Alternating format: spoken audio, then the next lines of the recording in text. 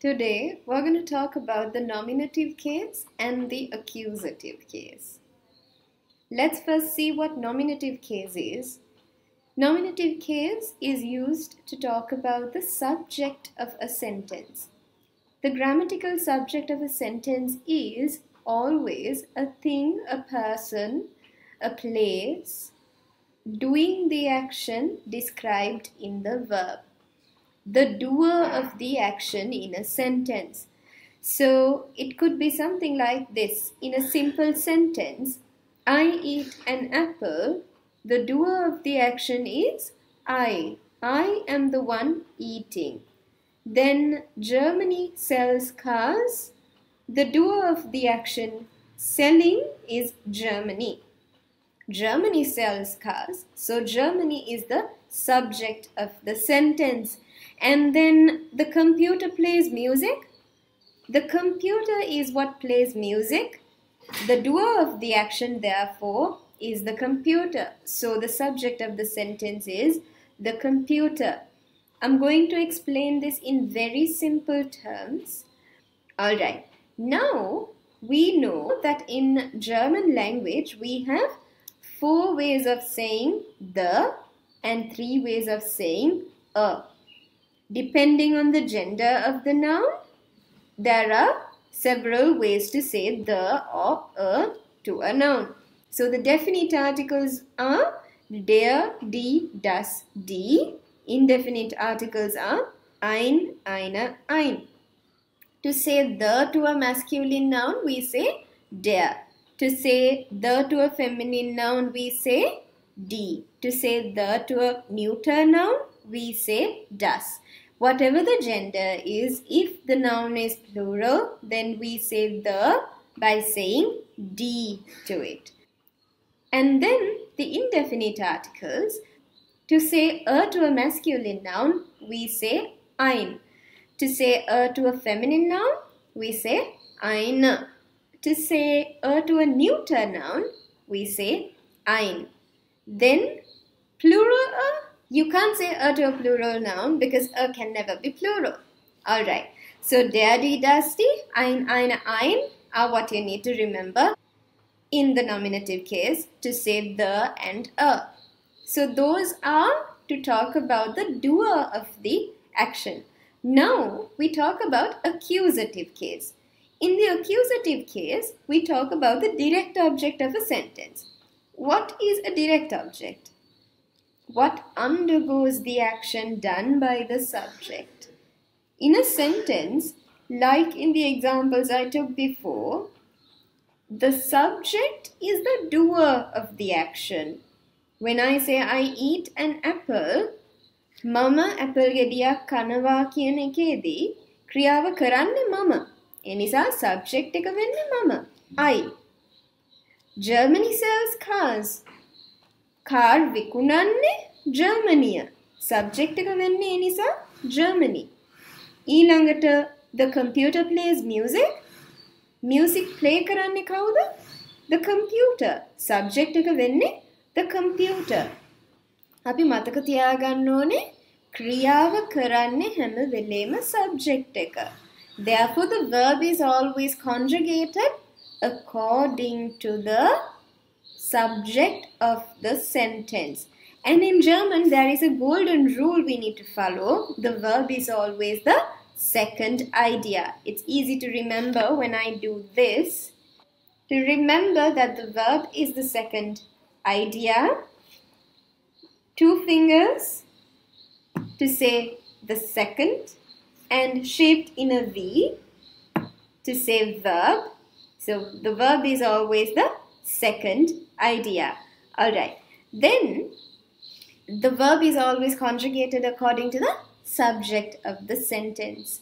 Now, what undergoes the action done by the subject? There we use the accusative case. To talk about the direct object of a sentence, to signify the direct object of a sentence, we have accusative case. And in the accusative case also, we have definite articles, we have indefinite articles.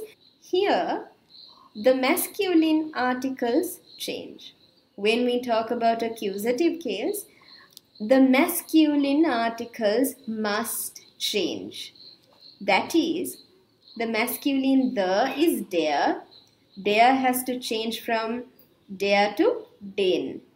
And masculine is ein, and ein has to change from ein to einen. But feminine articles don't change, neuter articles don't change, and the plural articles also don't change. This is the simplest explanation for accusative case. We'll have a look at some examples. If we take the previous examples, I eat an apple, ich esse einen Apfel, I eat an apple. Why is it einen Apfel? Because in German, Apfel is der Apfel, a masculine noun, and I am the one eating the apple. The apple undergoes my action of eating. Therefore, the apple becomes the director object, whereas I am the subject of the sentence. The apple undergoes my action of eating. Therefore, the apple is the direct object. And when it's a masculine noun in the accusative case, we have to change the article. So I want to say therefore ein changes from ein to einen. And then Germany sells cars. Germany is Deutschland. To sell, verkaufen. To say Germany sells, you have to conjugate the verb according to the subject, which is Germany. So it's verkauft. Deutschland verkauft Autos. We do know that a plural noun cannot have an indefinite article. Therefore, it's Autos or die Autos to say the cars. The sentence, therefore, is Deutschland verkauft Autos. And the computer plays music. How do you say music? Die Musik. We can say, of course, der Computer spielt die Musik. The computer plays the music. Or simply, der Computer spielt Musik. The computer plays music. And if we take a plural example, die Mädchen kaufen Kleider. The girls buy dresses. You can say the girls buy the dresses also. Die Mädchen kaufen die Kleider. Kleider, the plural of das Kleid, dresses. So here we notice that the plural article has not changed. It's either die Kleider or it remains simply Kleider because we don't have an indefinite article for plural.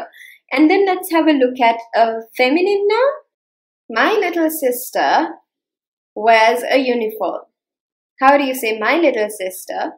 Meine kleine Schwester wears, tragen, but has to be conjugated according to meine kleine Schwester. And it is an irregular verb, therefore something in the stem also changes. That is the letter A getting an umlaut on top of it. So it becomes meine kleine Schwester trägt eine Uniform. Uniform in German is die Uniform, a feminine noun. I can say meine kleine Schwester trägt die Uniform. My little sister wears the uniform. Or meine kleine Schwester trägt eine Uniform. My little sister wears a uniform. Alright, so let's summarize it a little bit. We need to remember the nominative case talks about the subject of a sentence, and the main definite and indefinite articles are der, die, das, die, ein, eine, ein. And then the accusative case. The accusative case is used to talk about the direct object of a sentence. The direct object of a sentence is what undergoes the action done by the subject directly. That is, वाक्य का subject එක කරන ක්‍රියාවට directly මෙයාටත් වෙන දේ තමයි direct object එකක් වෙන්නේ. අපි කලින් examples කතා කරා. So to talk about this direct object, we need the accusative case, and in the accusative case, we need to remember mainly that the masculine articles change. That is, der turning into den and ein turning into einen. And that applies to all other articles as well. Even if it's a possessive article, then it has to change from mein to meinen, sein to seinen, dein to deinen, and so on. Alright. Then these explanations only talk about one function of accusative case. There is another function to accusative case where it involves movement and place also. But this is only aimed at making it clear for the ones who struggle with these cases to understand what the main idea behind accusative case is. So please try to understand what the main idea behind these cases is. It's only the function of each case that matters. Don't try to memorize it, but understand what it is and how it happens. Then it will be easier for you all to apply these theories when making sentences. Keep learning new things. Keep practicing. Vielen Dank. Alles Gute. Tschüss.